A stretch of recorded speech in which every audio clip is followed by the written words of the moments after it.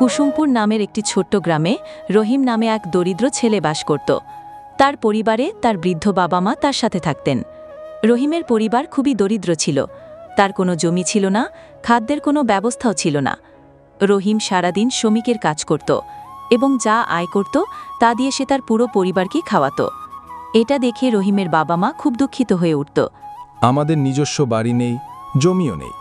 আমাদের ছেলে সারাদিন অন্যের জমিতে শ্রমিকের কাজ করে এবং বিনিময়ে খুব কম টাকা পায়। আমরা দুজনেই আমাদের ছেলের উপর বোঝা হয়ে উঠছি। চিন্তা করো না আয়েশা, আমাদের ছেলে খুব পরিশ্রমী। আল্লাহ সব কিছু দেখছেন। রহিম কখনো কারো সাথে অন্যায় করেনি। সে সততার সাথে কঠোর পরিশ্রম করে। ছোটবেলা থেকেই সে অনেক কষ্টের মুখোমুখি হয়েছে, কিন্তু কখনো হাল ছাড়েনি। একদিন আমাদের ছেলেও অনেক টাকা রোজগার করবে এবং তার সমস্ত সমস্যা দূর হবে। রহিম সবসময় ভাবত যে যদিও আজ তার ভাগ্য তাকে সহায়তা করছে না, তবুও সে আত্মবিশ্বাসী ছিল। যদি সে কঠোর পরিশ্রম করতে থাকে তাহলে একদিন তার ভাগ্য বদলে যাবে এবং তার সমস্ত সমস্যার অবসান ঘটবে। একদিন রহিম সুলতান জমিদারের জমিতে কাজ করছিল। সুলতান কাছের একটি গাছের নিচে বসেছিলেন। রহিম তার কাজে ব্যস্ত ছিল যখন সে দেখল সুলতান খুব দুঃখিত এবং গভীর চিন্তায় ডুবে আছে। সুলতানকে বিষণ্ণ দেখে রহিম তৎক্ষণাৎ সুলতানের কাছে গিয়ে বলল, মহাজন মশাই, আপনাকে বেশ চিন্তিত দেখাচ্ছে। দেখে মনে হচ্ছে কোনো গভীর সমস্যায় পড়েছেন। কিছু কি হয়েছে? যদি আমি আপনাকে কোনোভাবে সাহায্য করতে পারি তবে দ্বিধা না করে আমাকে জানান। এই, তুমি আমাকে কি সাহায্য করবে? তুমি কি নিজেকে সাহায্য করতে পারো? যদি তুমি কাউকে সাহায্য করতে পারতে তাহলে আজ আমার জমিতে কাজ করে দুবেলা খাবার জোগাড় করতে হতো। এখান থেকে যাও, তোমার কাজ করো, আর আমাকে বিরক্ত করো না। মহাজন মশাই, এটা এমন নয়। এটা সময়ের ব্যাপার। এটা সবই ভাগ্যের খেলা এবং একজন ব্যক্তি তার কঠোর পরিশ্রমের ওপর বিশ্বাস রাখা উচিত। যদি ভাগ্য আজ আমার পক্ষে নাও থাকতে পারে, কিন্তু যদি আমি সততা এবং নিষ্ঠার সাথে কঠোর পরিশ্রম করতে থাকি তাহলে একদিন ভাগ্যও আমার পক্ষে আসবে। ভাগ্যের দরজা খুলতে কঠোর পরিশ্রম এবং অধ্যবসায়ের জন্য সময় লাগতে পারে, কিন্তু কঠোর পরিশ্রম কখনো বৃথা যায় না। রহিমের কথা শুনে সুলতান খুব খুশি হলেন। আরে রহিম, তোমার চিন্তাভাবনা খুব ভালো। তোমার কথা শুনে আমার মন কিছুটা শান্তি পেয়েছে। এত সমস্যার মধ্যেও তুমি সুখে তোমার জীবনযাপন করছো। মহাজন মশাই, এই সব আমার বাবার শিক্ষা। যখনই আমি বাবার কাছ থেকে কিছু চাওয়ার জন্য পীড়াপীড়িত করতাম, বাবা আমাকে সবসময় সেটা বুঝিয়ে বলতেন, ছেলে রহিম, আমাদের কাছে এত টাকা নেই যে তোমার সব ইচ্ছা পূরণ করতে পারবো, কিন্তু একটা কথা সবসময় মনে রেখো, জীবনও আবহাওয়ার মতো। কখনো কখনো এটি রোদের মতো সুখে পূর্ণ, কখনো কখনো এটি ঠান্ডার মতো অসুবিধা নিয়ে আসে এবং কখনো কখনো বৃষ্টির মতো সমস্যা আসে। কিন্তু প্রতিটি ঋতু যেমন চলে যায় তেমনি জীবনের কঠিন পরিস্থিতিও কেটে যায়।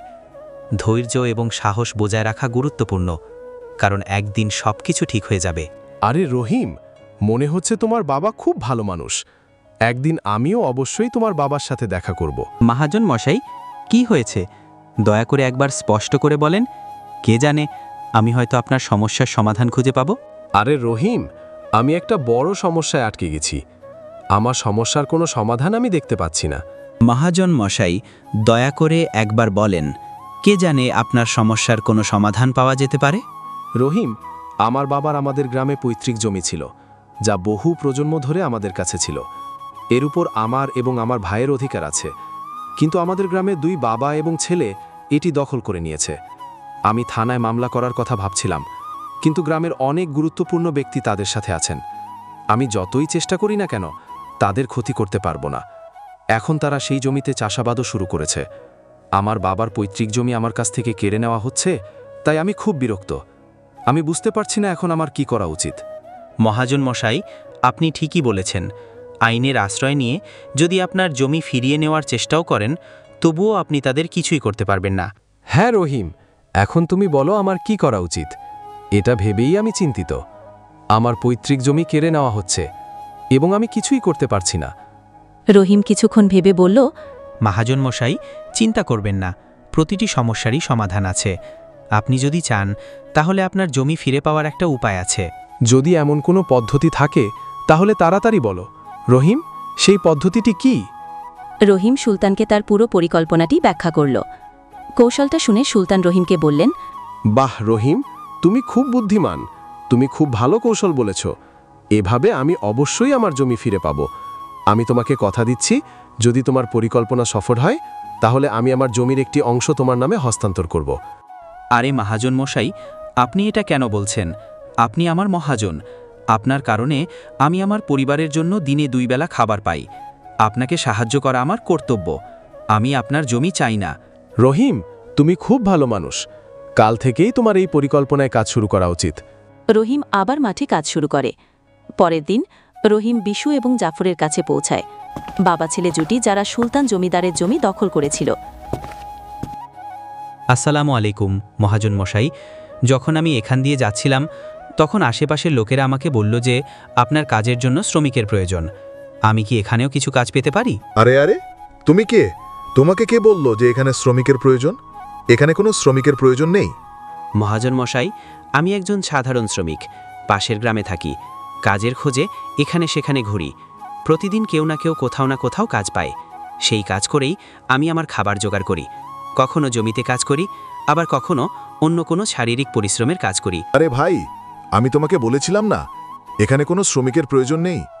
মহাজন মশাই, আমি শুনেছি যে আপনারা এই গ্রামের সবচেয়ে বড় জমিদার।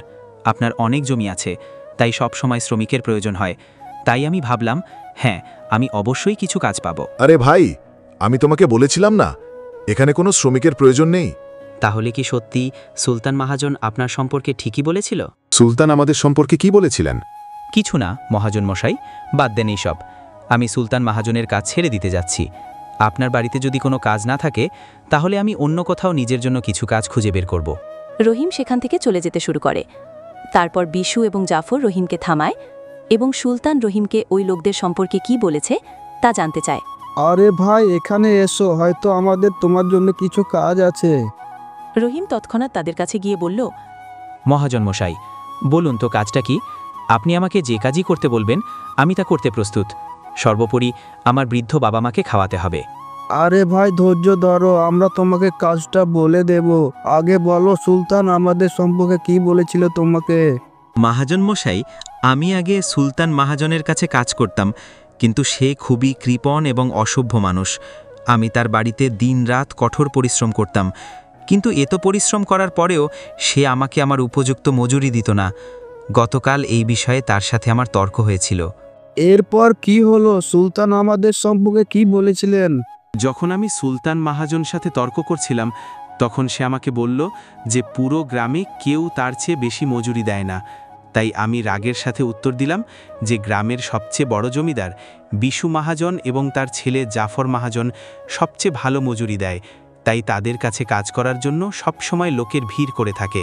হ্যাঁ ভাই, তুমি একেবারে ঠিক বলেছ। সর্বোপরি আমরা গ্রামের সবচেয়ে বড় জমিদার। আমাদের কর্তব্য যে যে শ্রমিক আমাদের জন্য কাজ করুক না কেন, তাকে তার মেহনতের কথা অনুযায়ী তাকে সঠিক মজুরি দেওয়া উচিত। বাহ মহাজন মশাই, আপনি খুব ভালো কথা বলেছেন। সুলতান মহাজন কখনোই আপনার সমান হতে পারবে না। সে হয়তো আপনার মতো এত চিন্তাও করতে পারবে না। বিশু এবং জাফর রহিমের তোষামতপূর্ণ কথায় বিশ্বাসী হয় এবং তাকে তাদের জন্য কাজ করার জন্য নিয়োগ করে। এবার কাজের কথা বলা যাক। তুমি ভালো মানুষ বলে মনে হচ্ছে। আমাদের জমির কাজ করার জন্য তোমার মতন একজন শ্রমিকের প্রয়োজন। কাল থেকে তুমি কাজে এসো। এভাবেই কয়েকদিন কেটে গেল। একদিন বিশু তার ছেলে জাফরকে বলল, জাফর ছেলে, এই রহিম খুব পরিশ্রমী। সে একাই 5 জনের কাজ করে। এটা ভালো যে আমরা তাকে শ্রমিক হিসেবে নিয়োগ দিয়েছি। হ্যাঁ বাবা, তুমি ঠিক বলেছ। রহিম খুব পরিশ্রমী। এত কাজ আর কেউ করবে বলে মনে হয় না। সে সারাদিন একাই কাজ করতে থাকে। রহিমের কঠোর পরিশ্রম বিশু মহাজনের এবং জাফরের মন জয় করে। আরও কয়েকদিন কেটে গেল। বিশু মহাজন এবং জাফর তাদের ক্ষেত পরিদর্শন করছিলেন। যখন তারা তাদের জমিতে পৌঁছালো, তারা দেখতে পেল যে রহিম এখনও অনেক রাত পর্যন্ত কাজ করছে। রহিম ভাই, এখন রাত প্রায় হয়ে এসেছে। তুমি এত রাতও কাজ করছো কেন? এখন বাড়িতে গিয়ে বিশ্রাম করো। মহাজন মশাই, বিশ্রাম আমাদের ভাগ্যে নেই। আমাদের বাড়িতে বৃদ্ধ বাবা মা আছেন। যদি আমি কাজ না করি তাহলে তাদের জন্য দিনে 2 বেলা খাবারের ব্যবস্থা কিভাবে করব? ঘরে বসে আরাম করার চেয়ে কাজ করা ভালো। এইভাবে আমিও ব্যস্ত থাকতে পারবো। তুমি খুব পরিশ্রমী। রহিম, এটা আজকের কাজ। এটা এখানে রেখে বাড়ি গিয়ে বিশ্রাম নাও। না মহাজন মশাই, এর কোনো দরকার নেই। আমি আমার কাজে খুশি। আপনারা যান, আমি ঠিক আছি। ঠিক আছে রহিম, আমরা যাচ্ছি। যখন তোমার মনে চাইবে তখন তুমি কাজ শেষ করে বাড়ি ফিরে যেও, ঠিক আছে? এরপর বিশু এবং জাফর রহিমের তত্ত্বাবধানে জমিটি ছেড়ে চলে যান। পরের দিন সকালে যখন জাফর এবং বিশু তাদের জমিতে ফিরে এলেন, তারা দেখলেন যে পুলিশ সেখানে দাঁড়িয়ে আছে। পুলিশ দেখে দুজনেই দৌড়ে এসে জিজ্ঞাসা করল, কি হয়েছে পুলিশ অফিসার স্যার, আপনি এখানে কি করছেন? এই জমি কি তোমাদের দুজনেরই? হ্যাঁ পুলিশ ইন্সপেক্টর স্যার, এই জমি আমাদের, এর কাগজপত্রও আমাদের কাছে আছে। তাহলে তোমাদের দুজনকেই জেলে নিয়ে যেতে হবে। আপনি কি বলছেন পুলিশ অফিসার স্যার? আমরা কিছুই বুঝতে পারিনি। এখন তোমরা দুজনেই খুব ভালো করে বুঝতে পারবে তোমরা কি বলতে চাইছো। দেখো তোমার জমিতে কি পাওয়া গেছে। পুলিশ অফিসার এই কথা বলার সাথে সাথেই বাবা ছেলে দুজনেই ঘুরে দেখলেন মাটিতে চাপা পড়ে আছে একটি মৃতদেহ, যার কেবল কঙ্কালটি অবশিষ্ট ছিল। এটা দেখে বাবা ছেলে দুজনেই ভয় পেয়ে যায়। পুলিশ অফিসার স্যার, এটা কার মৃতদেহ এবং আমাদের জমিতে কোথা থেকে এলো? এখন অজুহাত দিও না, আগে মানুষ মেরে ফেলো, তারপর তোমার জমিতে পুঁতে দাও। আর এখন তুমি বলছো এটা কি? না পুলিশ ইন্সপেক্টর স্যার, আমরা জানি না এগুলো কি। এই মৃতদেহ এখানে কিভাবে এলো আমরা কিছুই জানি না। এখন মিথ্যা বলো না। যদি তোমাদের ফাঁসি না হয় তাহলে অন্তত তোমাদের দুজনকেই যাবজ্জীবন কারাদণ্ড দেওয়া হবে। ফাঁসি এবং যাবজ্জীবন কারাদণ্ডের কথা শুনে বাবা ছেলে দুজনেই ভয় পেয়ে যান এবং পুলিশ অফিসারের কাছে অনুনয় বিনয় করতে শুরু করেন। পুলিশ অফিসার স্যার, আমরা এই মৃতদেহ সম্পর্কে কিছুই জানি না। আমরা জানি না এটি কার মৃতদেহ এবং কে এটি এখানে পুঁতে রেখে চলে গেছে। এই ব্যাপারটা থেকে বাঁচতে দুজনেই কোনো কৌশল ভাবতে লাগল। তারপর রহিম সেখানে এসে বলে, মহাজন মশাই, পুলিশ এখানে কেন এসেছে? কি হয়েছে? রহিম দেখো, আমি জানি না এই কঙ্কালটা কোথা থেকে আমাদের জমিতে এসেছে। মহাজন মশাই, এই কঙ্কালটা কোথা থেকে এসেছে? এটা খুবই গুরুতর বিষয়। হ্যাঁ রহিম, আমি জানি না এই কঙ্কালটা কোথা থেকে এসেছে। আর পুলিশ ইন্সপেক্টর স্যার, মনে করেন যে আমরা তাকে হত্যা করে এখানেই কবর দিয়েছি? এখন তোমাকে এমন একটি সমাধান ভাবতে হবে যার মাধ্যমে আমরা এই ঝামেলা থেকে মুক্তি পেতে পারি। তাদের তিনজনকে একে অপরের সাথে পরামর্শ করতে দেখে পুলিশ ইন্সপেক্টর বললেন, এখন কোনো পরিকল্পনা করো না। তোমাদের দুজনের মধ্যে একজন, বাবা অথবা ছেলে, অবশ্যই একজন জেলে যাবে। এবার তুমিই ঠিক করো কে জেলে যাবে। পুলিশ অফিসার স্যার, দয়া করে আমাদের একটু সময় দিন, আমরা ঠিক করব কে জেলে যাবে। আমি তোমাকে মাত্র 7 মিনিট সময় দিচ্ছি। তাড়াতাড়ি সিদ্ধান্ত নাও কে জেলে যাবে। রহিম, বিশু আর জাফর একটু দূরে গিয়ে কথা বলতে শুরু করল। দেখুন মহাজন, দুজনের চেয়ে একজন আটকা পড়লে ভালো হয়। এবার ভাবেন কে জেলে যাবে। আমরা কেউই জেলে যেতে চাই না। রহিম ভাই, এমন কিছু সমাধানের কথা ভাবো যাতে আমরা দুজনেই এই ঝামেলা থেকে মুক্তি পেতে পারি। মহাজন মশাই, আমি কি কিছু বলতে পারি? এই কঙ্কালটি দেখে মনে হচ্ছে এটি অবশ্যই অনেক মাস আগে মাটিতে পুঁতে রাখা হয়েছিল। ফাঁসির কথা শোনার পর বিশু এবং জাফর ইতিমধ্যেই ভয় পেয়ে গিয়েছিল এবং রহিমের কথা শোনার সাথে সাথে সে দ্রুত পুরো ঘটনাটি রহিমকে খুলে বলে। দেখো রহিম ভাই, সত্যি কথা বলতে আমরা কয়েক মাস আগে সুলতানের কাছ থেকে এই জমিটি দখল করেছিলাম। জাফরের কথা শুনে এমন আচরণ করল যেন সে কিছুই জানে না। আপনি কি বললেন মহাজন মশাই? এই জমি দখল করা হয়েছে? আমি কিছুই বুঝতে পারছি না, স্পষ্ট করে বলেন। বিশু রহিমকে জমি দখলের পুরো ঘটনা শোনার পর রহিম বলল, মহাজন মশাই, আমার কাছে একটা কৌশল আছে যার মাধ্যমে সাপটি মারা যাবে এবং লাঠি ভাঙবে না। তাড়াতাড়ি বলো রহিম ভাই, কৌশলটি কি? কৌশলটি বলার আগে বলুন তো, আপনাদের জন্য কোনটা বেশি গুরুত্বপূর্ণ, এই জমি নাকি আপনাদের দুজনের জীবন? রহিম, এতে জিজ্ঞাসা করার কি আছে? আমাদের কাছে আমাদের জীবন জমির চেয়েও প্রিয়। তাই মহাজন মশাই, দয়া করে একটা কাজ করুন। প্রথমে থানায় গিয়ে বলুন যে এই জমিটি মহাজন সুলতানের। আপনি তাদের বলেন যে আমরা কয়েক মাস আগে কাজের জন্য তাদের কাছ থেকে এই জমিটি নিয়েছিলাম, বাকি কাজ আমি দেখব। আরে রহিম, কিন্তু এটা আমাদের জমি আমাদের কাছ থেকে কেড়ে নেবে, তখন কি হবে? না মহাজন মশাই, হয়তো আপনি আমার কৌশল বুঝতে পারেননি। যখন আপনি পুলিশ অফিসারকে বলবেন যে এই জমি সুলতান মহাজনের, তখন পুলিশ কাকে গ্রেফতার করবে? সুলতান মহাজন যখন জেলে যাবে তখন আপনারা আবার জমি দখল করতে পারবে। এতে আপনারা জেলে যাওয়া থেকে রক্ষা পাবে এবং জমিও আপনার কাছেই থাকবে। রহিমের কৌশল শুনে বাবা ছেলে দুজনেই হতবাক হয়ে গেল। আরে বাহ রহিম ভাই, তুমি তো খুব চালাক। আজ পর্যন্ত তুমি আমাদের কাজ করে খুশি করেছো, এখন তোমার বুদ্ধিমত্তা দিয়ে আমাদের জীবন বাঁচাবে। এরপর তিনজনই পুলিশ অফিসারের কাছে গেল। বাবা ছেলে উভয়ই পুলিশ অফিসারকে একই কথা বলতে শুরু করল। পুলিশ অফিসার স্যার, এই জমি আমাদের নয়। আমরা কয়েক মাস আগে সুলতান মহাজনের কাছ থেকে এই ক্ষেতটি কাজ করার জন্য নিয়েছিলাম। বাহ, যখন সে নিজেই ফাঁদে পড়েছে এখন তুমি অন্য কাউকে ফাঁদে ফেলে নিজের জীবন বাঁচাতে চাও? তাই না অফিসার স্যার? যদি আমাদের কথা বিশ্বাস না হয় তাহলে রহিমকে জিজ্ঞাসা করতে পারেন। সে মাত্র কয়েকদিন ধরে আমাদের সাথে কাজ করছে। এর আগে তিনি মহাজন সুলতানের সাথে কাজ করতেন। রহিম, বলো তো এটা কার জমি? ইন্সপেক্টর স্যার, এই জমি মহাজন সুলতানের। বিশু মহাজন এবং জাফর মহাজন কিছুদিন ধরেই এই জমিতে চাষ শুরু করেছেন। রহিমের কথা শুনে পুলিশ অফিসার রহিমকে বললেন, মহাজন সুলতানকে ফোন করতে বলো। রহিম, তুমি এক কাজ করো, যাও সুলতান মহাজনকে ডেকে এনে দাও। রহিম তৎক্ষণাৎ গিয়ে মহাজন সুলতানকে ডাকে, কিন্তু সুলতান মহাজন তার সাথে গ্রামের প্রধানকেও নিয়ে আসে। এখানে কি হয়েছে? এত মানুষ জড়ো কি জন্যে হয়েছে? দেখুন মোড়ল মশাই, এই দুজনের জমি থেকে একটি কঙ্কাল পাওয়া গেছে এবং এখন এই লোকেরা বলছে যে এই জমি তাদের নয়, বরং মহাজন সুলতানের। পুলিশ অফিসার পুরো ঘটনাটি মোড়লকে বললেন। নিজেকে আটকা পড়ে থাকতে দেখে বিশু মোড়লকে বলল, না মোড়ল মশাই, এই জমি আমাদের নয়। আমরা কিছুদিন ধরে এখানে কাজ করছি। আপনি আমাদের শ্রমিক রহিমকে জিজ্ঞাসা করতে পারেন। ইন্সপেক্টর স্যার, এই জমি মহাজন সুলতানের। বিশু মহাজন এবং জাফর মহাজন কিছুদিন ধরেই এই জমিতে চাষ শুরু করেছেন। আমি কিভাবে বিশ্বাস করব যে এই জমি সুলতানের? আমাদের থানার পুলিশ অফিসার বলছিলেন যে এই জমি নিয়ে একটি মামলা চলছে এবং আপনি এই জমির মালিক ছিলেন, এবং এখন আপনি বলছেন যে এই জমি সুলতানের? না স্যার, আমরা সুলতানের সাথে প্রতারণা করেছি। আমরা কেবল এই জমি দখল করার চেষ্টা করছিলাম, কিন্তু এখন আমরা এই জমি চাই না। আপনি যদি চান আমরা মামলা প্রত্যাহারও করে নেব। পুলিশ অফিসার স্যার, আপনি যান, বাকি কাজ এখন আমরাই দেখব। মোড়লের অনুরোধে পুলিশ অফিসার সেখান থেকে চলে যান। মোড়ল সুলতানকে জিজ্ঞাসা করলেন, এখন বলো, এই কঙ্কালটি এখানে কিভাবে এলো? তুমি কাকে মেরে এখানে কবর দিয়েছো? মোড়ল মশাই, এটি একটি নকল কঙ্কাল। তারা দুজনেই মিলে আমার জমি দখল করে নিয়েছিল।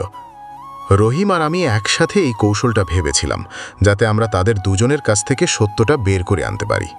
সুলতান মহাজনের কথা শোনার সাথে সাথে বাবা ছেলে দুজনেই হতবাক হয়ে গেল। এটা আমাদের দুজনেরই ষড়যন্ত্র ছিল, এই লোকদের কাছ থেকে সত্য বের করার। এই পরিকল্পনায় রহিমকে জড়িত দেখে বাবা ছেলে উভয়ই বুঝতে পেরেছিলেন যে এই সবই মহাজন সুলতান এবং রহিমের ষড়যন্ত্র। বাবা ছেলে উভয়েরই তাদের ভুল স্বীকার করা ছাড়া আর কোনো উপায় ছিল না। মোড়ল মশাই, আমাদের ক্ষমা করে দিন। আমরা লোভী ছিলাম। আমাদের ক্ষমা করুন। আমরা আর কখনো এই ভুল করব না এবং এই জমি মহাজন সুলতানকে ফিরিয়ে দেব। বিশু এবং জাফর উভয়ই মোড়লকে এবং সুলতান মহাজনের কাছে ক্ষমা চাইতে শুরু করলেন। দুজনকে এত অনুনয় বিনয় করতে দেখে সুলতান তাদের ক্ষমা করে দিলেন। মোড়লও তাকে জেলে পাঠাননি এবং মহাজন সুলতানকে তার মামলা প্রত্যাহার করে নেন। সুলতান মামলা প্রত্যাহার করার পর মোড়লও সেখান থেকে চলে যান। ধন্যবাদ মোড়ল মশাই, আমাদের ক্ষমা করে দিয়েছেন। আমরা লোভী ছিলাম, আমাদের ক্ষমা করুন। আমরা আর কখনো এই ভুল করব না এবং এই জমি আপনাকে ফিরিয়ে দেব। ঠিক আছে বিশু, ঠিক আছে, আমি তোমাকে ক্ষমা করে দিয়েছি। শুধু মনে রাখবেন, এক টুকরো জমির জন্য আপনার প্রিয়জনের সাথে কখনো অন্যায় করা উচিত নয়। খারাপ সময়ে শুধুমাত্র আপনার প্রিয়জনরা আপনার পাশে দাঁড়াবে। জমি দিয়ে কি হবে? কখনো আমার, কখনো তোমার। অবশেষে মহাজন সুলতান রহিমকে জমির একটি অংশ দিয়েছিলেন এবং তাকে জমির মালিক করেছিলেন। আরে রহিম, আমি যেমন প্রতিশ্রুতি দিয়েছিলাম, তুমি যে জমিতে কাজ করছো তা আজ থেকে তোমার এবং এখন তুমি তার মালিক। না মহাজন মশাই, এর কোনো প্রয়োজন নেই। মনে আছে রহিম, তুমি আমাকে কি বলেছিলে? শুধু কঠোর পরিশ্রম করতে থাকো, একদিন ভাগ্যের দরজা অবশ্যই খুলে যাবে। তাহলে বুঝো, তোমার ভাগ্যের দরজা খুলে গেছে এবং এখন তুমিও জমির মালিক। এখন থেকে তোমাকে অন্য কারোর জন্য কাজ করতে হবে না। এইভাবে তার কঠোর পরিশ্রম এবং বুদ্ধিমত্তা দিয়ে রহিম মহাজন সুলতানকে তার জমি ফিরিয়ে আনেন এবং প্রতারক পিতা ও পুত্র উভয়কেই একটি শিক্ষাও দেন। এইভাবে তার কঠোর পরিশ্রম এবং চতুরতার সাহায্যে রহিম তার দুর্ভাগ্য পরিবর্তন করে এবং এখন সেও এক বিশাল জমির মালিক হয়ে ওঠে। বন্ধুরা, আমাদের এই গল্পটি কেমন লেগেছে কমেন্ট করে জানাবেন, আর আগে কোন ধরনের গল্প দেখতে চান সেটি কমেন্টে লিখে দিবেন। চ্যানেলটি সাবস্ক্রাইব করে আমাদের সাথে থাকবেন আর সাপোর্ট করবেন।